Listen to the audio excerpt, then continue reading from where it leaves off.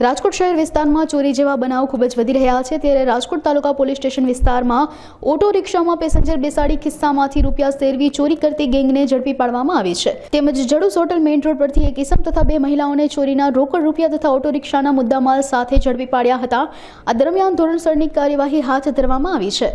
રિક્ષા ગેંગમાં એવું છે કે હાલમાં 3 આરોપી પકડાયેલ છે અને એક આરોપી બાકી છે, જેમાં 2 મહિલા છે તેમજ એક રિક્ષા ચાલક છે। એ ત્રણેયના નામ છે ભાવેશ ગુગાભાઈ વાઘેલા દેવી પૂજક, બેનાબેન રાહુલભાઈ દંતાણી તેમજ હિનાબેન ધર્મેશભાઈ જાદવ। આ 3 પકડાયેલ છે ને એક નટુભાઈ દિનેશભાઈ કુંવરિયા એ નાસ્તો કરતો છે।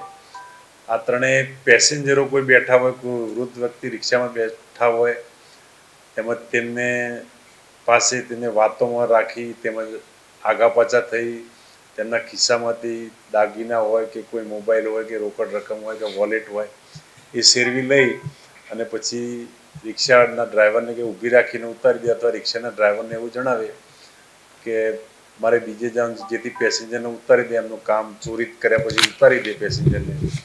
આ રીતની એમની ચોરી કરવાની એમો હતી।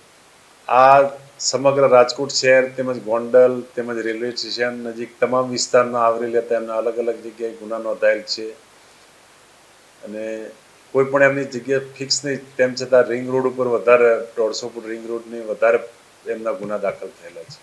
આવા અનેક ગુનાઓ અને અનેક ચોર પણ પકડેલ છે। લોકોને આ બાબતે જાગૃત રહેવાની જરૂર છે કે તેઓ રિક્ષામાં બેસે તે કોઈ પણ વાતોમાં ના આવે અથવા કોઈ પણ પ્રકારના કોઈ ધક્કામુક્કી થાય તો ધ્યાન રાખવું। પોતાના પાસે પૈસા હોય કે વોલેટ હોય કે કોઈ પણ દાગીના હોય કે કોઈ પણ મોબાઈલ એ સંભાળવો અને આ બાબતે જાગૃત થવાની જરૂર છે કે કોઈ અજાણ્યા રિક્ષા ચાલક જોડે બેસવું નહીં અથવા અંદર બીજા બેઠેલા હોય લેડીઝો તો તેની સાથે બેસવું નહીં, અને બેસો તો રિક્ષાનો નંબર અને મોબાઈલ હોય તો ફોટો પાડી લેવો, જેથી પોલીસને ડિટેક્ટ કરવામાં પણ સરળતા રહે।